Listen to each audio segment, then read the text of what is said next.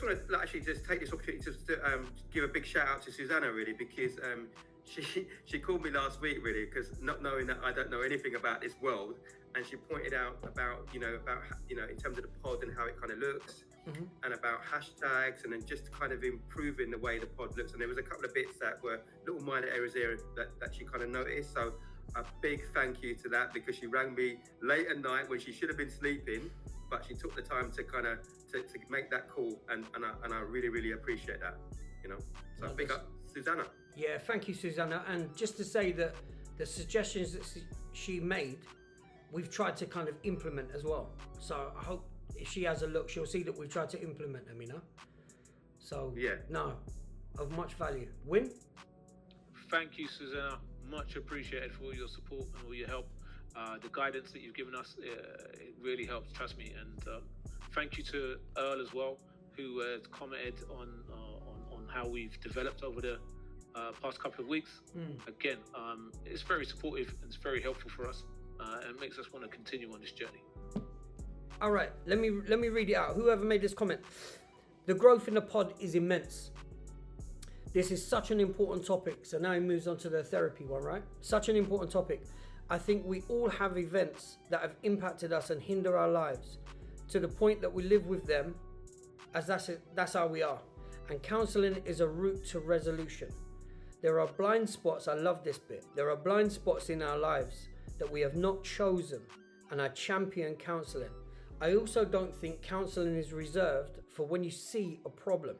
Sometimes it's about prevention and to have another eye on your most valuable asset, you. That's good. That's I like that. Beautiful comment. Wow. Love that. A route to resolution. Right? I like that. Absolutely. And as he said, we don't have to wait for the problem to be noticed.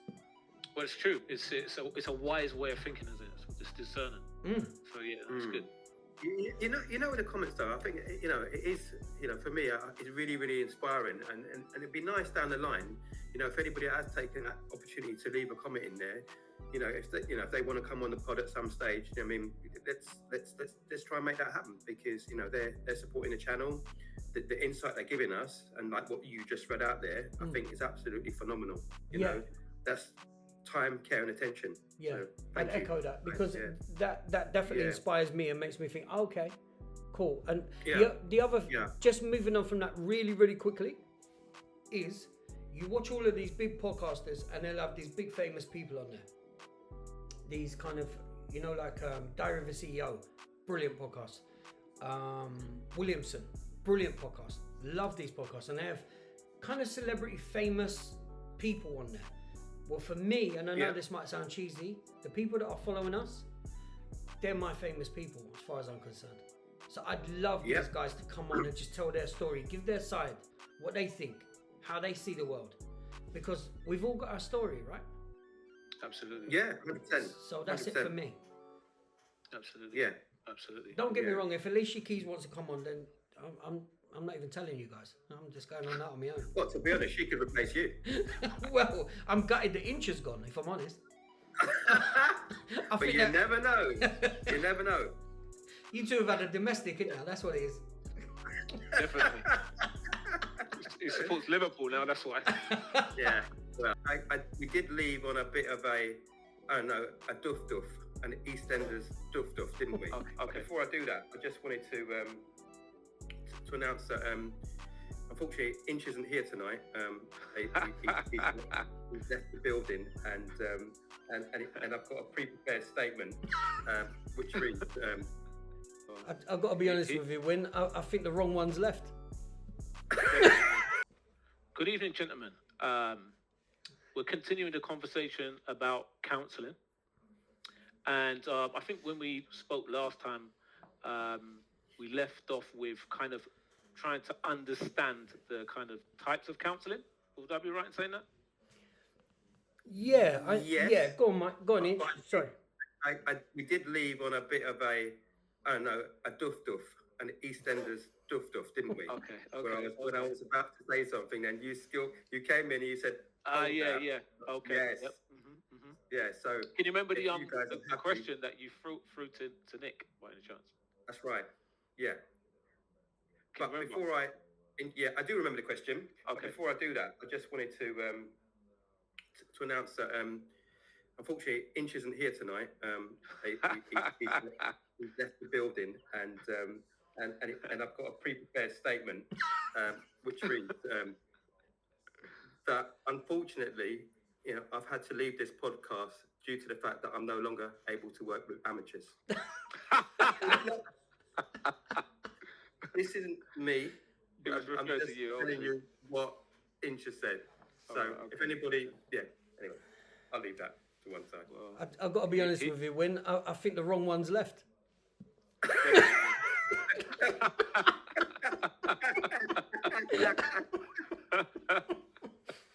Right. Okay. I think I better continue with the question in that case then. Right. So the question was to you, Nick. So following on from last week's pod. Yeah. Was obviously I'm aware that you used to teach back in recently, and part of that was in terms of your prospective new students was it was trying to kind of and again I just want you to ask a question. It was just really about whether or not the course was for them or not, really. So you had a beautiful analogy which you used to ask your prospective students, really, and I just wanted, if you're comfortable with, if you could just kind of walk us through that or explain what that question was, because sometimes courses are not for people and career choices are not for people, and I thought it was quite an interesting question that you posed to them. No, and I appreciate that. I think I came up with this idea to do early in the course. So we had the introductory course to counselling, to become a therapist. The introductory course was only 10 weeks long. And I just thought, okay, they need to understand, because it's such I don't need to like the person that I'm teaching. But the one thing I care about are the clients, the potential clients that they're going to be working with in the future, right? So the college that I worked for, that I taught for, didn't like me doing this exercise, and it's kind of, I felt it was so important, and it was this. So I would ask the students, say for example 20 students, and I would ask them to sit so they can't be seen by anybody else, a bit like when we was at school when you hide in your answers and all that kind of thing on paper. Write the name on one side of the sheet of paper, and then once they'd all done that, I'd ask them to turn the sheet of paper over and write down the skeleton that they would take to their grave with them. Write that down on a piece of paper. Once they've wrote it down, there was a lot of nerves already. I get them to fold it up so all anybody could see is their name. Yeah, so it's all folded up, the piece of paper. I then went round with a carrier bag, and deliberately a carrier bag as well. Can I have it? Can you give it to me? A lot of nerves, a lot of resistance from that, etc., etc. They would give me it eventually, and then I would kind of nonchalantly throw it on a desk, and then say, "You can go for your coffee now," and just sit there. Wow. They was petrified. And the point I was trying to say to them is, how you're feeling now is how clients are going to feel with telling you their deepest, darkest. There's a difference. I'm going to give you this piece of paper back. You can tear that up, shred that up, do what you want with it. Once somebody verbalizes it, it's out. They can't take that back. So it's really important for them to know, is this for me? Can I sit with somebody and really hear their deepest, darkest and treasure it? And that's the point that I come from as a therapist. Whatever you two tell me, or a stranger, because I spoke about UPR, unconditional positive regard, last week. Whatever a stranger tells me that they're feeling about themselves, how blessed am I that they're prepared to share that with me? And that's my view on it. So a lot of students at that point would say, I'm not ready yet. Okay, cool. Now you've just saved yourself a couple of grand from going on to the next course. But more importantly, you're not now going to have potential clients coming into your room. Because my focus was the clients that they will have. I wanted when the students leave my class, for them to be able to counsel my son. So that was my yardstick. If you're not good enough to counsel my son, you're not good enough to counsel anybody's son or daughter. So for me, it was you have to go through this process. It's really important. The whole thing about counselling, whether you're a client or whether you're a lecturer, I could have renamed that course if I was allowed to, self-awareness. Yeah. That's bottom line of what all of this is. And honesty, being honest with self about, this is what I'm scared of, this is what I'm insecure about. And like Winston said last week, when he went there, he got some tactics, some ideas of how to work with this for himself. The ideas that work for Winston are not going to work for Inch. They're not going to work for me. They work for Winston. Yeah. Cool. Totally. Yeah. You know what? I just wanted to say, like, because I didn't even really think about that side of things in terms of the integrity that the person that I'm actually speaking to has to have within that profession. And I see myself as quite a confident person. I generally speak to most people about anything. I'm not really frightened to talk about my feelings and my emotions. And I think that's got a lot to do with growing up with you guys as friends. So that has been really helpful. But I never really looked at it from their perspective and how they will have to kind of manage that information that's been given to them. So is there like a kind of code of conduct with regards to that? So when people that are listening to potentially what we're talking about now, when they approach that the counselor, they can say to themselves, okay, I can kind of trust this guy because there is something that stops them from maybe communicating that information. Is there anything like that, Nick, that in terms of a code of conduct? You've basically got, there's a couple of organizations that have set themselves up as kind of governing bodies, if you like, of this profession. You've obviously got GDPR and stuff like that. That's kind of a given that everybody has to be involved in that. But the confidentiality process is a whole minefield to go into. But you're absolutely right. This is why when I work, whoever comes to see me for the first time, they're coming to see me on a freebie. This isn't a session. This is to see whether they can feel that they can connect with me.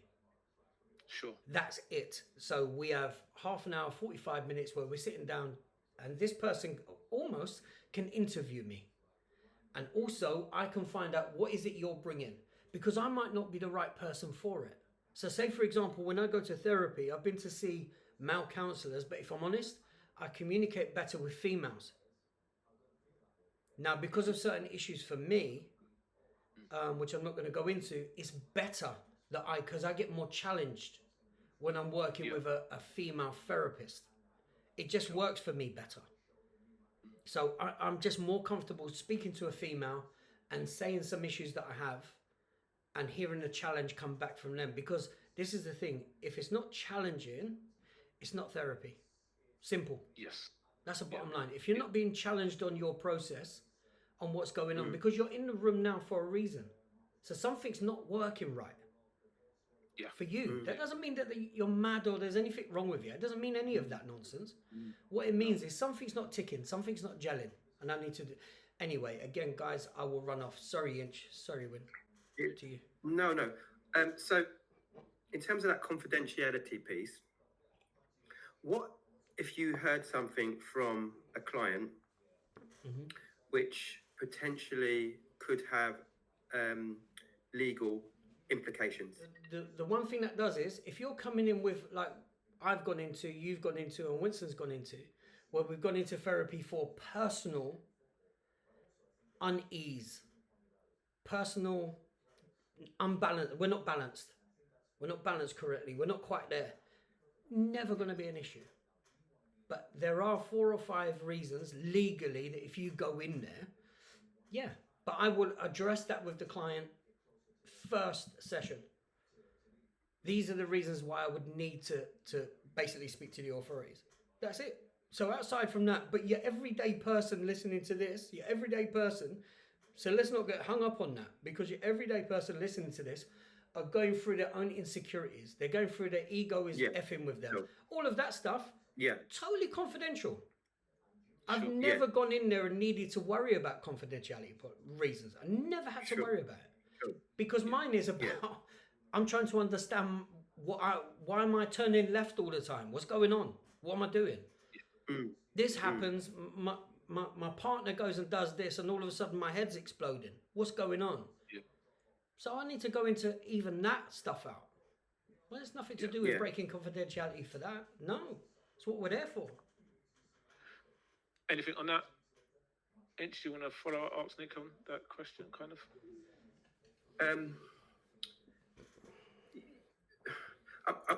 I just want to talk about strategies, though. That's the only thing, really. And so we've got the different types of therapy, which we spoke about from last week. Yeah. CBT, humanistic, and you mentioned some others. Psychodynamic, analytic. Yeah. Yeah. So, will you, on a session with a client, would you pivot between strategies or? So you're talking about different. If somebody, So like I come in with a problem, but that problem could have different aspects to it, couldn't it? Really. So would that involve you maybe starting off with a bit of CBT, going into humanistic, going back into CBT, or you wouldn't do that necessarily? So you've got therapists that's called, if a therapist does that, they're what you would call eclectic, where they've taken certain bits from CBT, certain bits from humanism, certain bits from psychodynamic, whatever, and they've kind of made an amalgamation of created their own way of working. Which is great. That's fine. I'm going to be honest with you. Right. It's all down to how much you trust in the process of your theory. Now, for me, I'm a person-centered therapist at heart, naturally. Right. So for me, I believe this. So hear the way that I'm describing it, though, Inch, because it sounds a bit. If there is an answer to whatever issue you're dealing with, if there is an answer, that's an if as well. I'm not saying that there is. If there's an answer, you've got the answer. Not me. So my bit now is, let's explore this. Let's explore the issues, lay them all out on the table, and let's have a look at these now. Openly, honestly, masks off. No mask. If I go and meet somebody for the first time, I've got a mask on. I don't want them to think that I'm a bellend or. Do you know what I mean? I've got pride. Yeah. Do you know what I mean? I'm prideful in some ways. I'm ashamed of how much that steps up sometimes, but I am. So in the therapeutic room, for me now, mask off, let's talk. What's going on here? Let's explore this. If there is an answer, it lies there. And we will find it together. But it's your answer. Let me ask you a question. If I'm going, let's say for instance, I need relationship counselling, for instance. Do I need to see a specific type of counsellor, or all counsellors share the same kind of knowledge on counselling in general? And that will cover whether it be a personal issue or whether it be a relationship issue. Okay, so to answer that, when you've got to the crux of it, which is this. A psychodynamic is kind of an umbrella term for a lot of different theories. You would have Jung under there, you would have psychoanalytic, you would have loads under that umbrella. Because of time, I'm just going to say it like this. They would work with, and there's so many caveats to this, but I'm just going to say this. They would basically say, okay, so let's talk about your childhood, and that will bring us forward to where you are now and how that's come about because of what's gone on in childhood. CBT or REBT, the behavioralists, what they would do is they would say, let's have a look at your behavior. Let's have a look at us, Dr. Phil, and how's that working for you?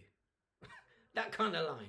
So their bit, the behaviorist will basically say to you, that isn't working. What else could we put in place?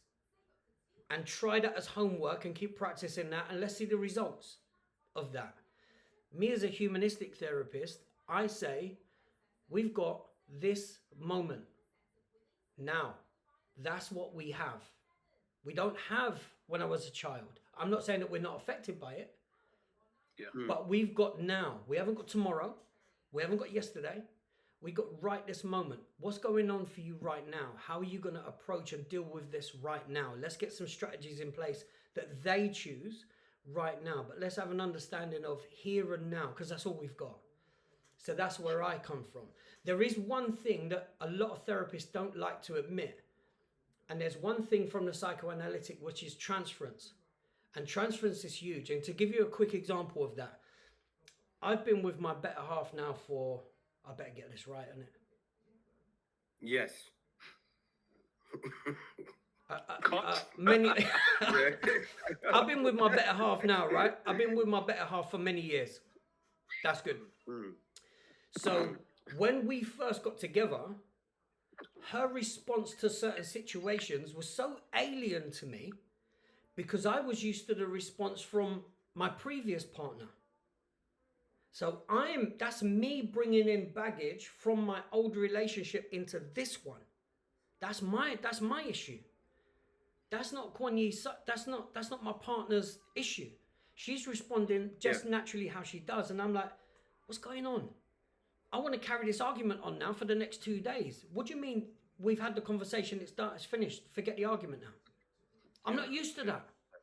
So that's my transference, and transference goes on in so many parts of our lives that it's a massive part for us. Okay, question on the basis of what you just said there. Yeah. So we spoke last week about engine management lights and stuff like that. Is that an engine management light moment? Yes. Yes. Okay. So we're saying if you're feeling like that, then it's time to check the engine management light and then maybe go and check the service center to get some clearance on what's actually happening here. Yes. Is that what we're kind of saying when you get to that point? 100%, but it's the exploration of that.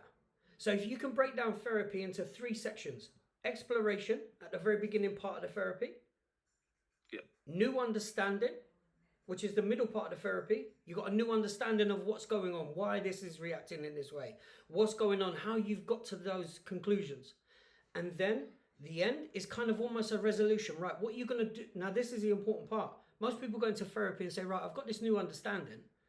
Okay, cool. What are you doing with it? Now it's putting that in play. It goes back to that, we've all spoken about this, the comment about knowledge is power. And I've always said that's a rubbish statement. Knowledge is potential power. If you do nothing with it, it's not worth anything, right? It's the same with therapy. Once you go in and you have this new understanding, okay, now go and put that into play. And the bottom line is, it's because it's almost like Timotei, because you're worth it. Every single person listening to this, from my perspective, you're worth the best you can have, the best you can do for yourself. We talk about I care for people. Well, you're people, so care for you. So just going back to what you said, Win. So with the engine management lights come on, I know that, potentially I need to go and fix this issue. So if I'm going to look for a therapist to work with, would it be a Google search on somebody who specializes in relationship counseling or CBT or humanistic? Do I look at, is it word of mouth? Do I look at reviews? How do I find that person, or do I just have to randomly kiss a few frogs? There's 2. I can give you 2 sites now to go onto, 2 websites now to go onto. And the reason why I'll give you these 2 sites isn't because I'm a fan of these organizations, because I'm not. However, that's my personal. However, every therapist on there is fully trained. Every therapist on there, because they can't get onto the site without being fully trained, fully insured, and they do their continual professional development each year, certain amount of hours each year. So they're keeping up with what's going on. One of those sites is BACP, British Association for Counsellors and Psychotherapists. That's one site. I was on that site today, actually. Okay. I was looking. Yeah, funny enough. Okay. Yeah. But I'm going to... This was always on. Can't afford the service, unfortunately. Okay. We can talk about the financial element of counselling next week, but okay. Let me just jump in there a little bit, Nick, because I was actually on that site today, and the reason why I wanted it is I wanted to look at some kind of some stats and stuff like that. So basically, it's a BACP, and it says according to the BACP, almost a third of the UK adults have counselling within the year. So a third of the UK population have counselling a year. So my question is, just going to throw a question out there. How many of those people do you think, what percentage of those people do you think have benefited from that counselling? Just give me a Mike. I'm going to throw it to you. Inch, what are you saying? What do you think the percentage of people that have benefited from the counselling? Hold on, sorry, my mind drifted slightly. You said, can you just repeat that statement? So can you just read the almost a third population have received according to the BACP, almost a third of the UK adults have had counselling. Right. And my question is to you, or to both of you, what percentage of those people, out of say 100% of that third, how many of them, what percentage of them actually benefited from the counselling? It's just a random question, so just want to see what you think. 50%. No, actually, no. I would actually, I'd say less than that. I'd say about 25%. I'd say. Okay, Nick. I'm going up towards the late 80s, early 90s. Pretty good. 73%. Okay. Pretty good. Yeah. But about the same percentage as Liverpool's kind of possession against Real Madrid yesterday. So I thought I'd throw that in there for Michael. So that's quite good. No, being honest, that's quite good stats, right? Well, I was way off. But I mean, it doesn't really matter. But the thing is that it shows that counselling does work, and it's absolutely. It's cool. Can I just put a caveat in there? Go on. That was a much higher percentage with my clients. Oh, really? I have no idea, bro. Really? No, but it's good though, isn't it? Do you know what I mean? Yeah. So, and I think are people more alive to it and are more receptive to it now? Is that also a thing now? It actually did say that I can't remember the data, but it said within the last 5 years, more people have engaged in counselling. So I can can put the figures in the chat later on if you want. But it's actually something that people are engaging more in. So again, another question that comes to mind, and I've been thinking about today, is how does an individual kind of gauge that their management light is actually on? Because we're pretty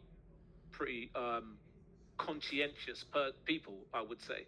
So how do you know if something is actually going wrong? I'll come up with a theory, but I'll come back to you in a little while. Michael, last week about not coming up with good ideas, but I think I found a good idea. Just with my untrained eye, because I'm not trained, but this is only my perception. It's reoccurring scenarios, situations, and issues. Do you know what I mean?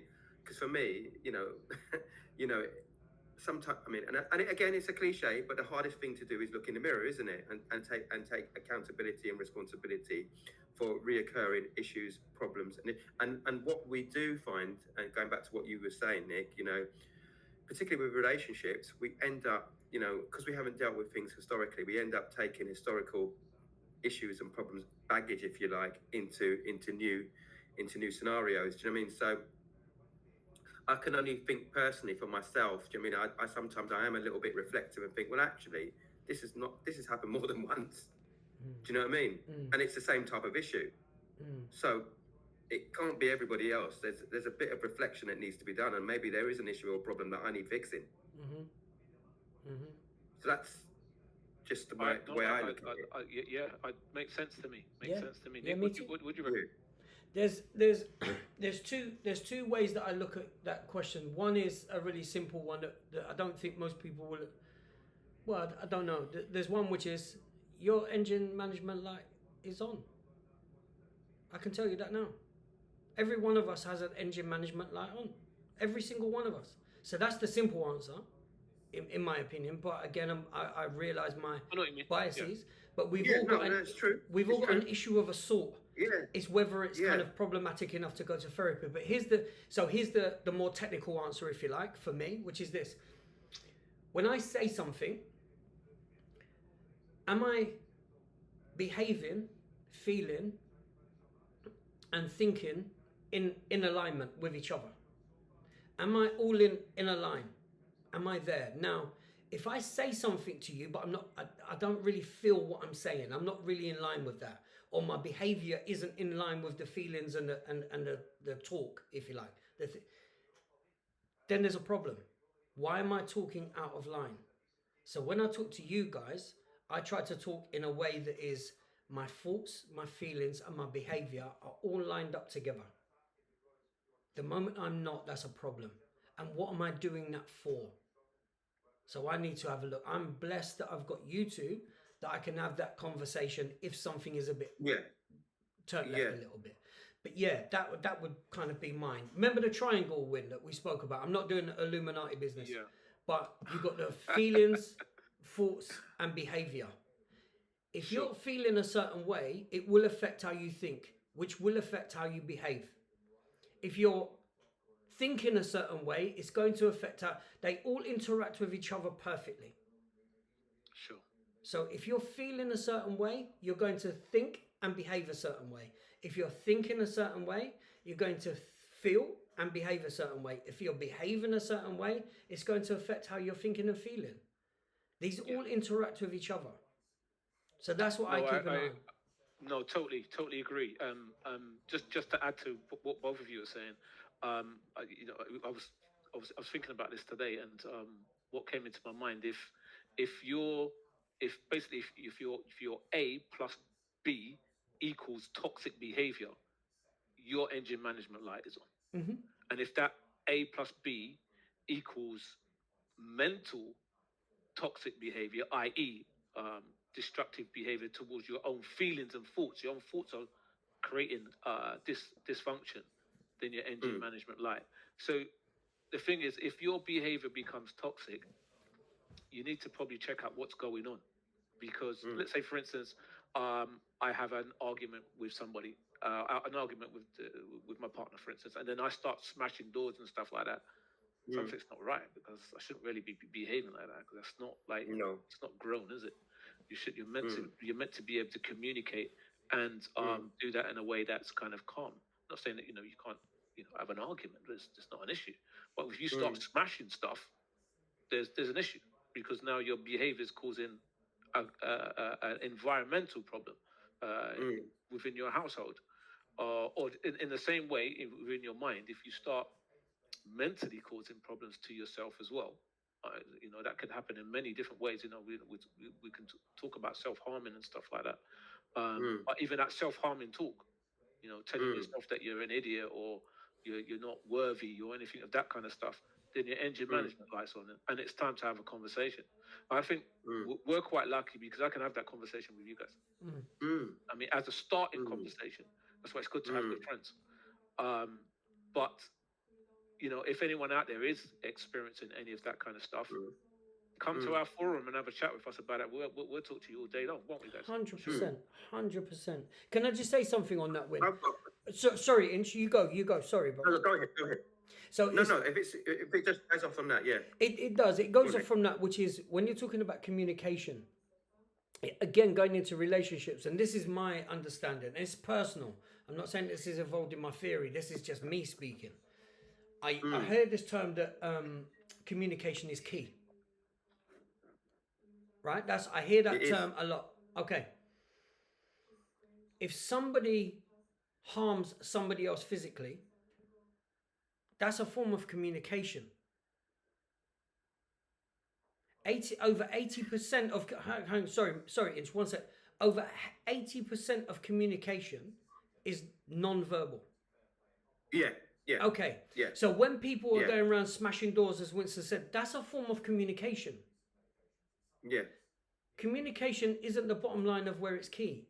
Trying to understand each other's perspective of communication, that's key.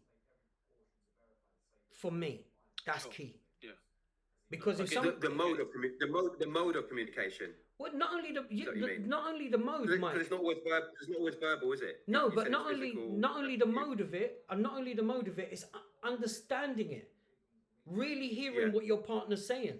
Check in with you, even if you don't like it. Check in with your partner. Yeah.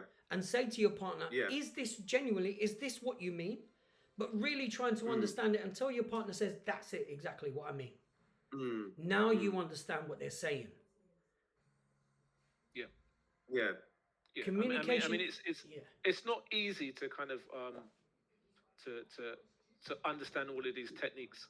Remember, you're coming from a professional background, so you understand this slightly different from probably what me and Mike do. So that kind of communication that we're talking about, when it does get to a level where it does become dysfunctional, so to speak. Personally speaking, I think it's time to kind of like check in to our service providers, bro. I mean, we're done 30 minutes already, guys. So oh wow. I just have a question. There's one question though. Sort of checks and balances and receipts in like, a common view, let's say, is that that men don't go into counselling women are more likely to go into therapy and counselling than men. Is that a misconception? What do we think? I don't think it is, personally speaking. Not that I know any stats, because I don't that. But no, I think women will be more likely to have that conversation than men, because men kind of like internalize a lot, don't we? We like to sit back on information and kind of like think it all over and all that kind of stuff before we kind of like communicate about it. I don't know why that is, but maybe I can find the answer as we continue this conversation. Yeah. What do you think, Nick? I haven't got the stats in front of me, but I have had a look at this before, and I will say to you that it is a misconception. It's so close. There's certain theories of therapy that there's similar 50-50 with men and women. Okay. So there are some where it's yes, very, very close. It's not the divide, if you like, of how many men go compared to females. It's not as drastic as kind of I've assumed before, if I put it that way. It's a bit like therapists in this country. 84 to 85% of therapists in this country are female. So for somebody like me who prefers to communicate with females, it's just easier. And I've checked in with therapy and that. Is that because I was raised just by mum? Good point. Do you know what I mean? Is there something to do with that? I don't know. And I'm really worried that Inch and Winston are going to cuss me. Nah, there's a different reason for that. But are we going back to Dan Raven? Yeah. Hold.